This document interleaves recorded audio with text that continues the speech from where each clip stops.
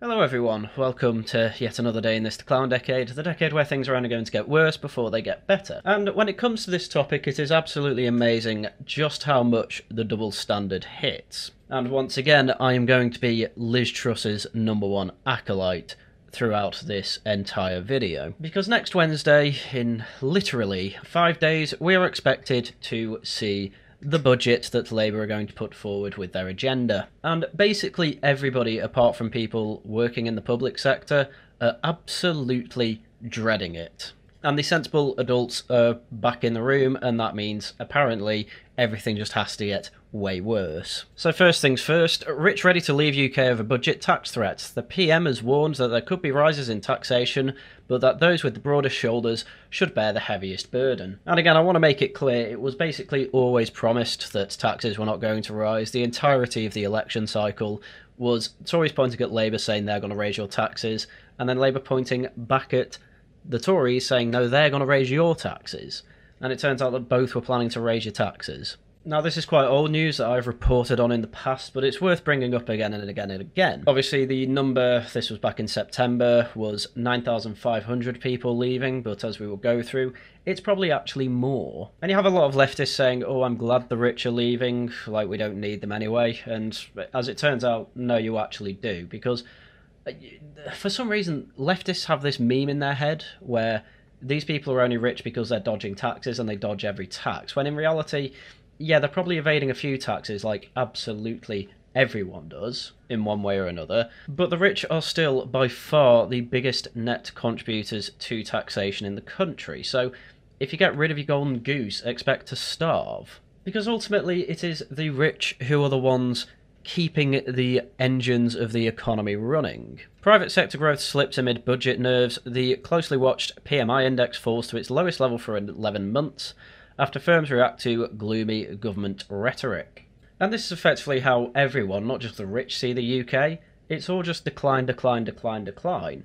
And whenever anyone asks for something different, all different apparently means, with Labour in charge, is everyone gets taxed even more than they're already taxed, and all the money gets redistributed to the unions, or union members. And who saw this coming? Absolutely everyone who knows about the 1970s. The Flash Composite Purchasing Managers Index, PMI, for October declined to 51.7 from 52.6 in the previous month, the lowest figure in 11 months. Although the reading is still above the 50-point threshold that separates growth from contraction, it's amazing, isn't it? Look, we're still growing, but only a tiny bit. It was well below the City analyst's expectation of 52.5. Yep, it's not good. People do not like Labour at all, and yet they're in charge with one of the biggest majorities ever, because nobody could be bothered to vote, because they all suck. Apart from Reform, vote Reform. Weaker output growth in the services sector dragged down the overall expansion rate. The services PMI dropped to 51.8, also an 11-month low, from 52.4 in the previous month. The manufacturing sector reading decreased to 50.3, a 6-month low from 51.5. So the manufacturing sector is currently growing by 0.3%, and manufacturing's pretty important, but manufacturing has taken an absolute beating ever since, yes, I will say, it's Margaret Thatcher, though I will say she was not the worst offender for ruining it. Oh, and boy does it get worse. Chris Williamson, chief business economist at S&P Global Market Intelligence, said business activity growth has slumped to its lowest for nearly a year in October as gloomy government rhetoric and uncertainty before the budget has dampened business confidence and spending. This is where it gets worse. Worryingly, the deterioration in business confidence in the outlook has also prompted companies to reduce headcounts for the first time this year. In other words, they are making redundancies. Clearly, the policies announced in the budget have the potential to play a major role in steering the direction of the economy in months ahead. And he doesn't mean any good direction. The PMI survey noted that businesses and consumers have adopted a wait-and-see approach to major spending decisions until they had greater certainty about the government's tax and spending policy.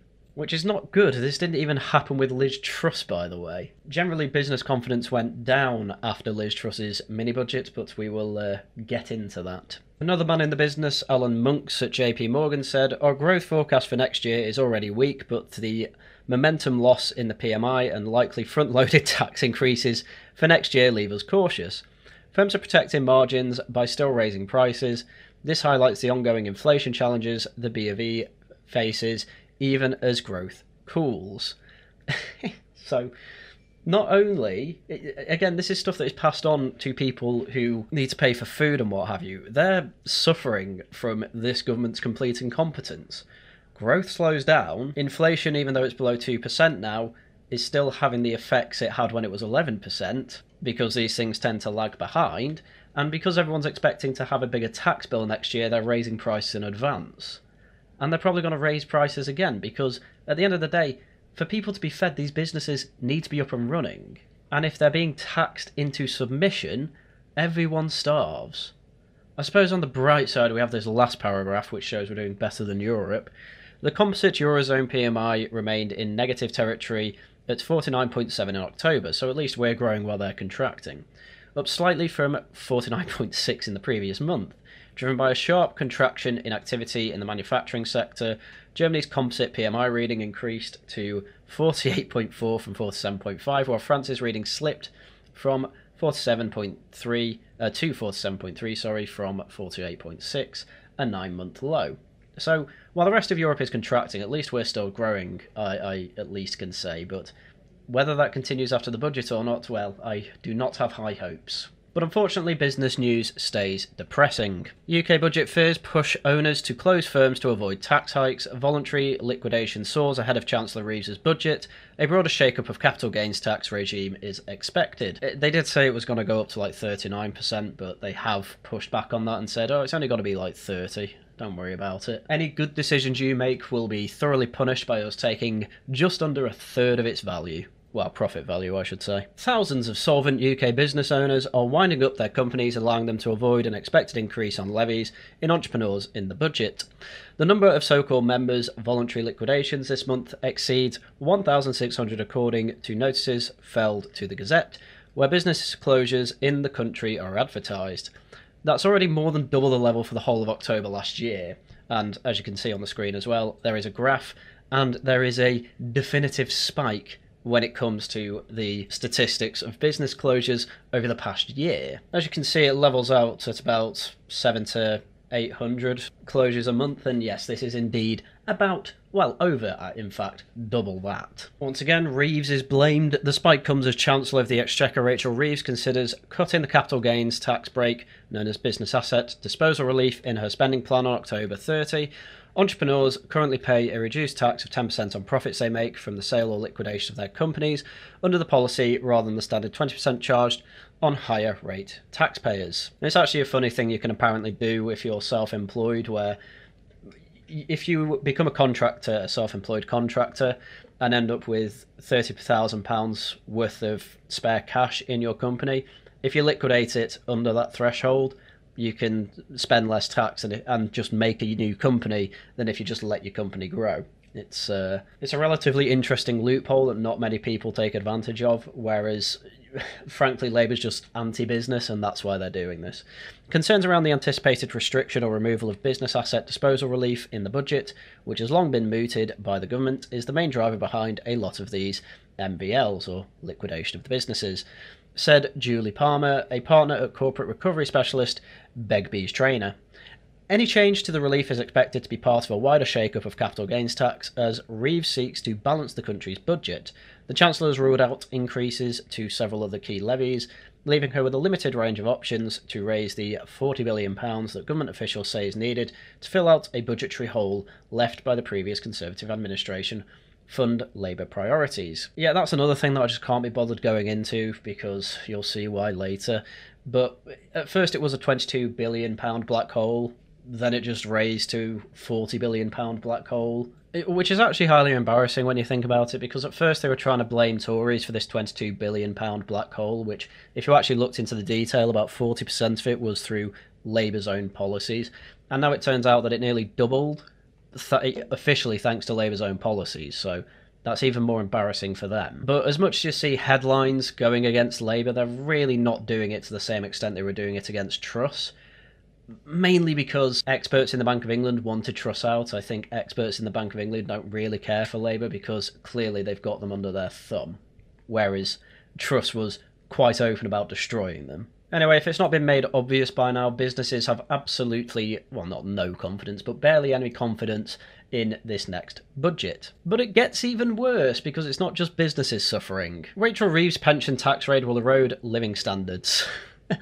Lord Blunkett warns that plans to add national insurance to employers' pension contributions are very worrying in a letter to The Times. Yes, as much as Labour tried to claim they weren't going to tax working people, they ended up taxing the employer and thought that's not going to affect working people whatsoever. And believe it or not, just offloading your income tax to the employer means that employers are either going to want to lower your wage or fire you or raise their prices.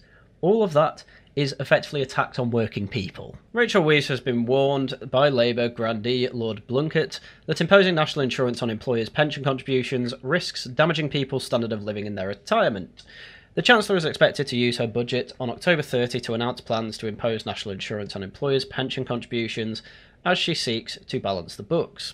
The measure is expected to raise about £15 billion. My God, that's actually quite a lot. This, of course, assuming that working people stay here and don't just try and bail out the country. I cannot tell you the amount of people I know that have either already moved to another country or are very much planning to, seriously planning to. Like, they've effectively got money for houses and everything that they've looked at. Blunkett, former Work and Pension Secretary, said the move was very worrying because it could lead to employers reducing pension contributions. He said that he would advise strongly against this. In a letter to The Times, he said, "The widespread reporting of a possible extension of employers' national insurance in the next week's budget is very worrying. It is one thing to increase the rate of national insurance and quite another to levy this on the employer pension contributions. As the former Work and Pension Secretary who signed off with Tony Blair and Gordon Brown pensions auto-enrolment," which by the way was actually a very good thing that they did, because it means that everyone now automatically has a private pension unless they opt out, which recognised the genuine crisis for generations to come in maintaining living standards in retirement, I would advise strongly against this. Blunkett helped introduce automatic enrolment for pension schemes under which employers have to contribute a minimum of 3% a year into pension pots while the employee contributes 5%. And I recently had a look at my pension contribution already, and it's not half bad considering that to put it bluntly, I've been working properly, let's say, for about 5 years, and my contributions are only going to go up. Just for more context on why this is bad, there has been pressure to increase auto-enrolment rates amid evidence that many workers are not saving enough for a comfortable retirement, mainly because many of them think that they'll just get the benefit of state pensions, which, by the way, if you're like under 50, not going to happen. Start saving. 4 in 10 private sector workers are not saving enough for an adequate income in retirement, according to government figures. 9 in 10 are not saving enough for a comfortable retirement, and 1 in 10 are not even saving enough to ensure a minimum income of £14,000 a year. The Chancellor said on Wednesday that government would have to fund day-to-day spending by raising taxes under this new stability rule.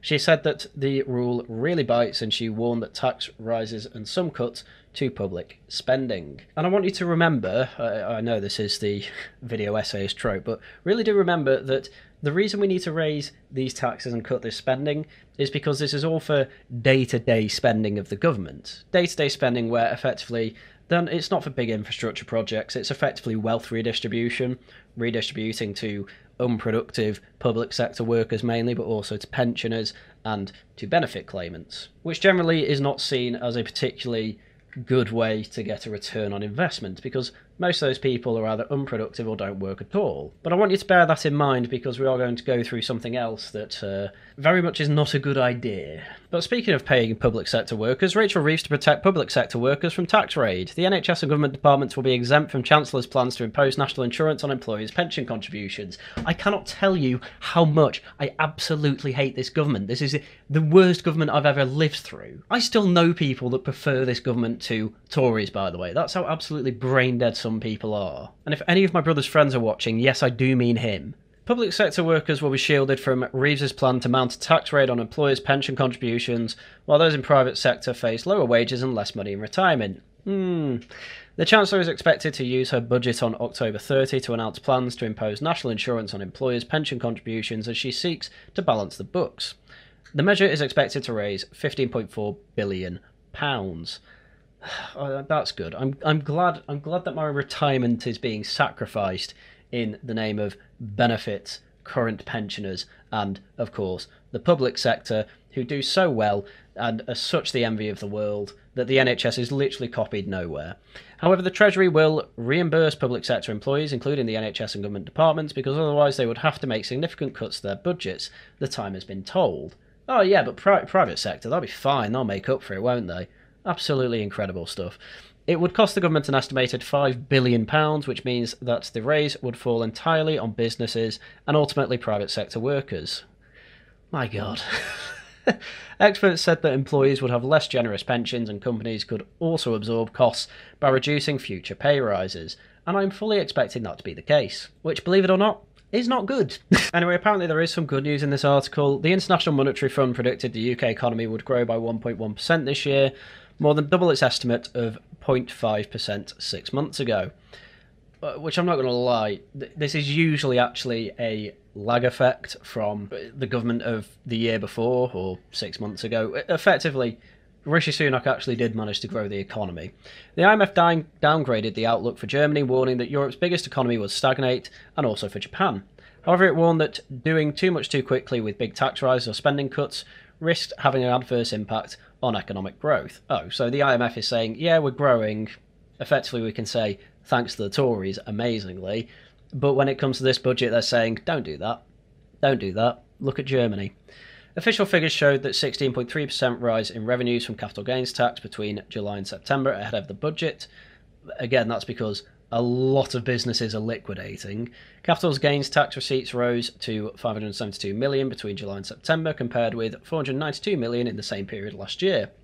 Tax experts said that investors were attempting to sell off their assets because they are concerned about Reeves's plan to increase capital gains tax in the budget. Well, there we go. So, as I say there's good news, but actually the IMF is warning that actually there be dragons after this budget. And as we can see, this is not going to go particularly well for Labour and their pro-growth agenda, as they call it. And the small business relief really is seeming to be one of the cruxes of the ruination of this budget, because there is massive lobbying to basically tell Rachel Reeves how an economy works.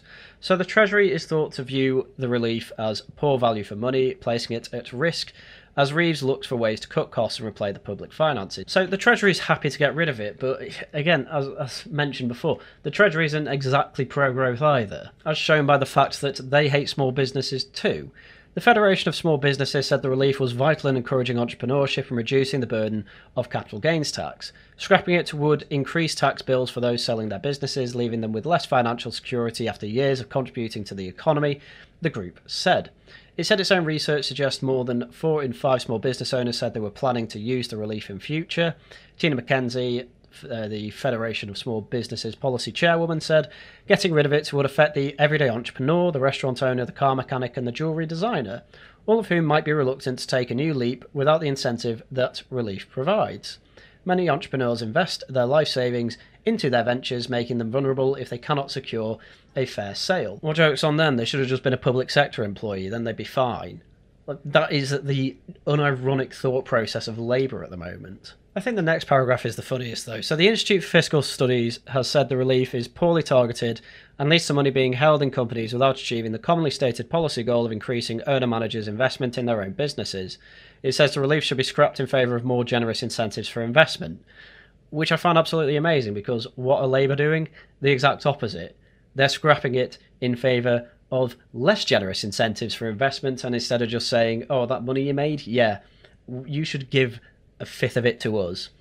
In 2018, the Resolution Foundation, a left-leaning think tank, called Entrepreneurs Relief in Britain the worst tax incentive and said it was expensive, ineffective and regressive, with benefits concentrated on a few very wealthy individuals. Well, this is the thing that quite a lot of companies actually do.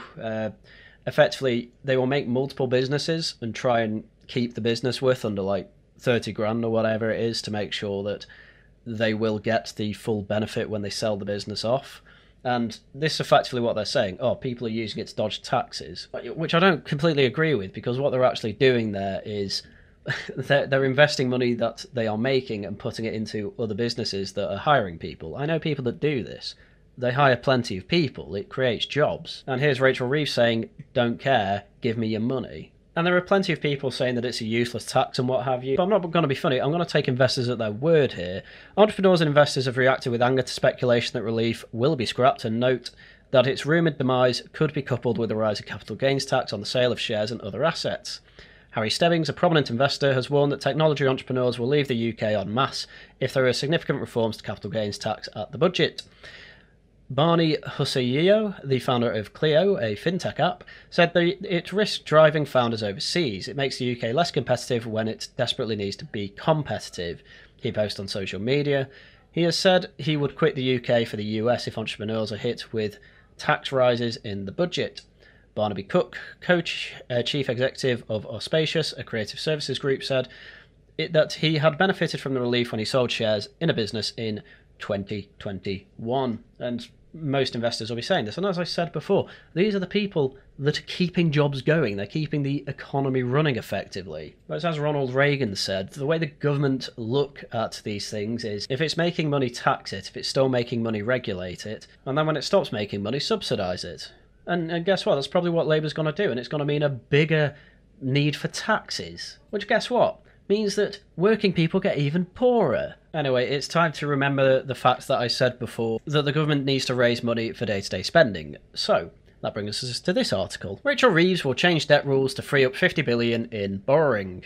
Yes, that £40 billion black hole has apparently just turned into a £10 billion surplus. Let's just ignore the fact that, we need to pay the interest back, the government needs to pay interest back on any bonds that it sells. The Chancellor has confirmed that she will introduce new investment debt rule at her main budget on October 30, a decision that will free up more than £50 billion in borrowing space to fund long-term capital spending projects. Oh, interesting. So we have a £40 billion black hole in day-to-day spending, yet we are somehow able to release £50 billion in borrowing to fund long-term capital spending projects. I assume this means things like HS2, whose costs are ballooning to astronomical levels.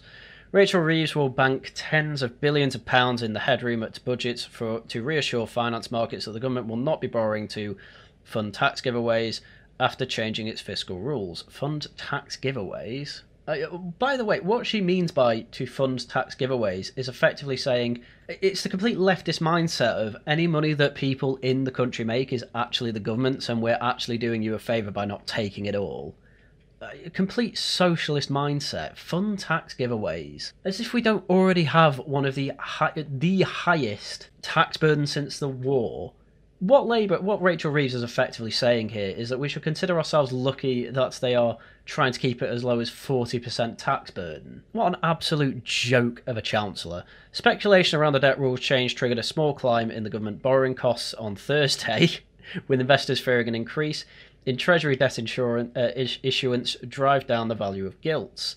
The yield on benchmark 10-year bonds inched up by 1 basis point to 4.21%, and the pound rose by 0.3% against the dollar to $1.29. By the way, just to make things absolutely clear, this was the small climb in government borrowing costs. The gilt yield, effectively it's how much the government has to pay people back with their bonds that they have purchased, and for the 30-year Treasury gilt it's gone up to 4.837%. Now, you see that little peak at the end of 2022?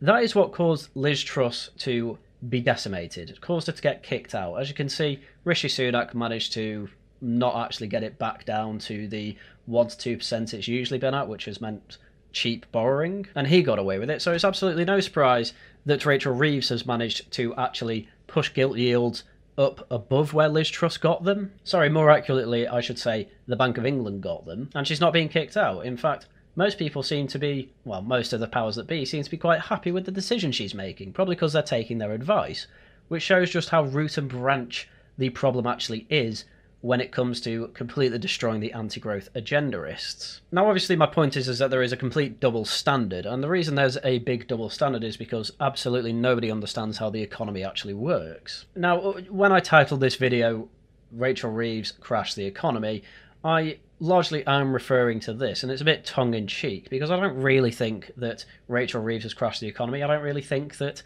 as I don't think that Liz Truss crashed the economy. The economy's already broken, and if you want to read more into that, Christopher Snowdon of the Institute of Economic Affairs wrote an article on no, Liz Truss did not crash the economy. It was already broken when she got there. But the problem is that the Conservatives wanted to run on this talking point as well to install Rishi Sunak as Prime Minister, and it ended up working. But the problem is that if this is the talking point that they're running on, it should be brought up again now. But it's not. It's not even being brought up by the Conservatives because effectively they don't want the embarrassment of saying, oh yeah, we kicked out Liz Truss because we hated her. Because they don't want to give the game away that they're actually a deeply divided party. Anyway, if you're interested in why no matter what seems to happen in Parliament, we're screwed either way, I would read this article. But yeah, the bigger problem with Rachel Reeves is that she's actually driving away business.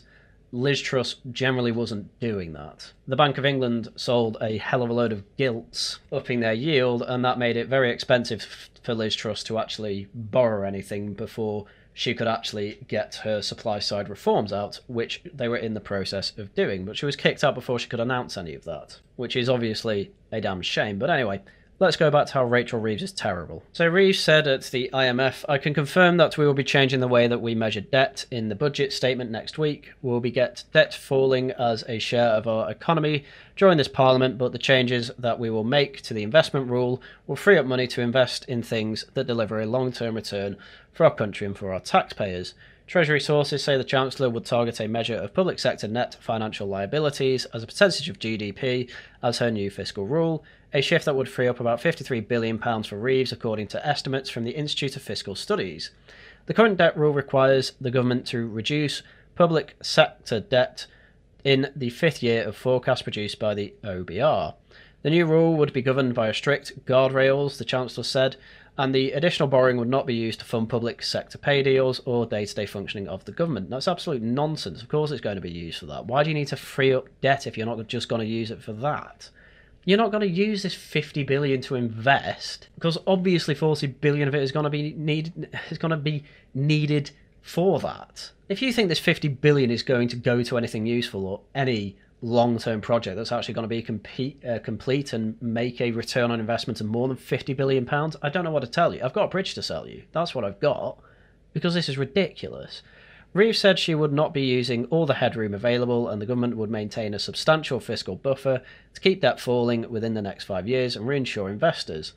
Analysts have speculated that the government will borrow up to £25 billion to maintain more than £30 billion in headroom. Effectively what this means is that money that is already being spent on things that can be considered investments for long-term projects don't count towards the debt anymore because they're expecting a return on investment on it. Effectively, this doesn't actually free up £53 billion at all, this just makes the debt look slightly better. And they're basically hoping that that improves credit score and that improves gilt yields, and from there that means they can borrow more. And what's this extra stuff they're borrowing going to be used on? It's not going to be used on long-term investments, obviously, because they have £40 billion of black hole to fill up because they're paying useless public sector workers. Though, of course, the article and the government plead differently. The change will allow government to borrow to spend on investment projects such as clean energy, which, by the way, apparently includes carbon capture storage, which they can't make money off. Education. How do you make money back on education? People don't pay for it unless it's private schools. Oh, but we're putting VAT on that, so I guess that's how you make money back. And physical infrastructure. Physical infrastructure makes sense. That's your roads, your rails, stuff like that. If it's just spent on physical infrastructure, I probably wouldn't have a problem, but I do not trust them anywhere else. Sanjay Raja, chief UK economist at Deutsche Bank, said UK bond yields were underperforming relative to peers in Germany and the US as traders digested news about the debt change. So this debt change hasn't even worked. Jack Meaning, Barclays UK chief economist, added, the market reaction to the news of the move to a debt rule anchored by the PSNFL has been relatively calm.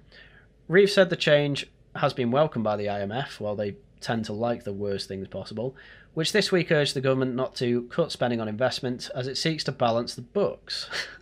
So this has happened after news came out that Rachel Reeves told every department to cut funding for investment. And effectively the IMF have said, why don't you change it to be more like a business where you don't really count investment as debt because you're expecting a return on investment? Oh, good idea.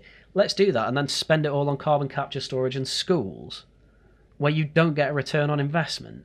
The Chancellor will inform Kristalina Gláeddyv, the IMF managing director, of her plans later on Thursday. Again, I want to make it very clear, the IMF was the institution whose rules we effectively have been following for decades, and it's led to nothing but stagnation. So following them even more, I will assume, only leads to more stagnation. Anyway, as you can probably tell, I am not a huge fan of Rachel Reeves. And the thing is that an awful lot of people were saying, oh, she'll be one of the most qualified chancellors ever. She used to work at the Bank of England, don't you know? And despite the fact that Liz Truss is a chartered accountant, which I would argue probably gives you a much better understanding of economics, and although she wasn't the Chancellor, she is the one mainly blamed for causing the whole gilts issue that the Bank of England caused, it's time to absolutely dunk on Rachel Reeves for effectively lying on her CV. So according to Guido Fawkes, Rachel Reeves makes a lot of her time working as an economist. After serving in a trio of junior positions at the Bank of England, Rachel says that in 2006 she moved to the Bank of Scotland to work as an economist,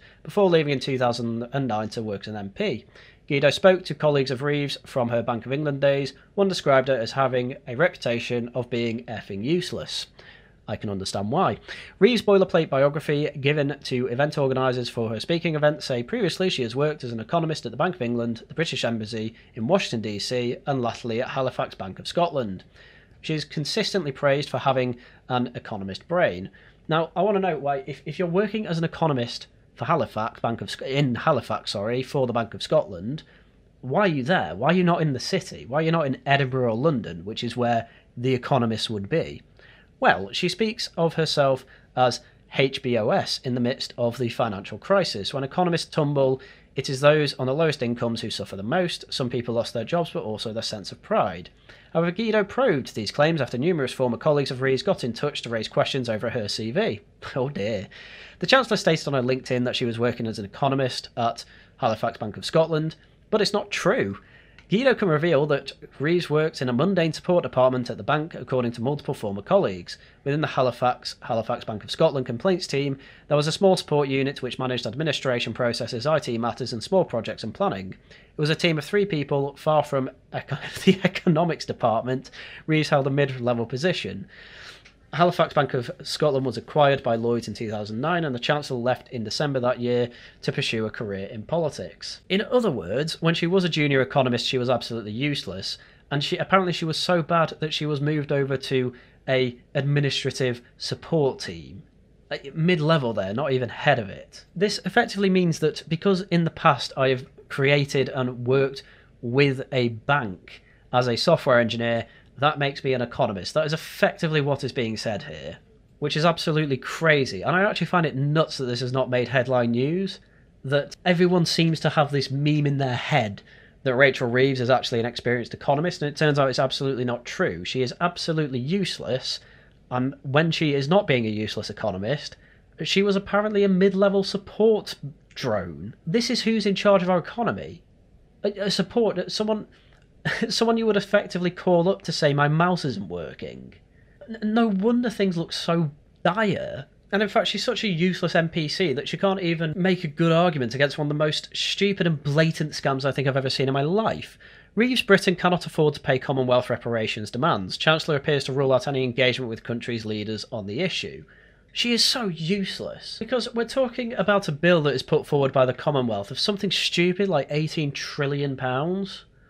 Effectively all that is daylight robbery. That's all it is, because we absolutely should not pay it for a multitude of reasons, but the main one being that it happened 200 years ago, and absolutely nobody today has been a slave, and no Brit today has been a slave owner, bar a few probably very rare exceptions. I mean, take a look at Leicester. But the idea that we should just give a lump sum to all our Commonwealth countries is absolutely ludicrous. And the problem is that Rachel Reeves has just conceded ground there. She's effectively said, well, we would pay it if we could afford it. No, you idiot, we don't pay it at all. You tell them to get lost. But no, we have the most useless people in politics ever, and our Chancellor has effectively said, look, if we had the money, we'd pay you. What a absolutely useless tool. I cannot wait until you are kicked out for being monumentally useless. And it will happen, because this budget is not going to be good.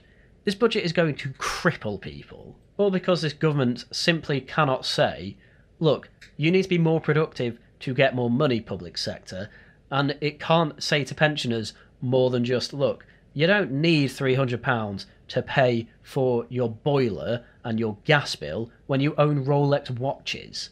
That's effectively what the government is quite difficult and finding it hard to say. Because they're socialists, they are ideologically possessed morons.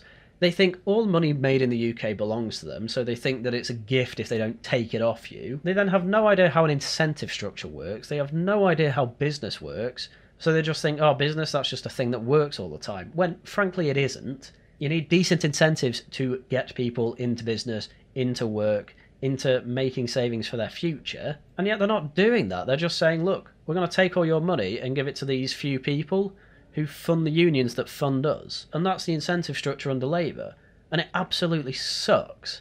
And everything that is happening at the moment is effectively saying, you know, businesses are saying, no, sorry, we don't want to be here anymore, we're going to move to somewhere that isn't going to treat us like absolute morons and milk us dry as much as they can.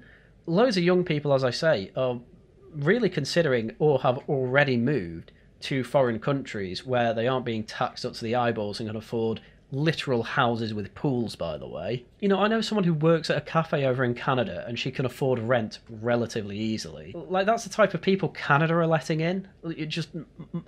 my friend who just works at a cafe for full time. But in Britain, I'm working, you know, full time as a software developer, and my work is constantly reviewed and I'm constantly being told it's good. Yet they are having trouble raising my salary to even half of what I would get in the US. And my God, is this budget going to make it any better? Of course it isn't. It's going to make it a hell of a lot worse, and a lot of Brits understand that. So there is going to be absolutely upheaval at this budget, if even half the rumours are true. But that's just how useless she is. But anyway, I suppose it's shill time now. Monday we are continuing our series on the geopolitics of antiquity. We're still on the Peloponnesian Wars, so do come along to that Monday at 9 PM. Next Wednesday, it is a special The Other Side of the Hill newscast, because we are going to be going through the budget mainly, along with other stories, and my God, if you thought I got mad in this video, wait until that stream. So that'll be 9 PM Wednesday, and I think that's actually it for streams next week, so it's quite a light one. But videos out as and when I can make them. So with that, that's everything I had for you for today. Please do subscribe, become a channel member, send super thanks, super chats. They're all very helpful for the channel. And, of course, once again, thank you very much for watching, and until next time, goodbye.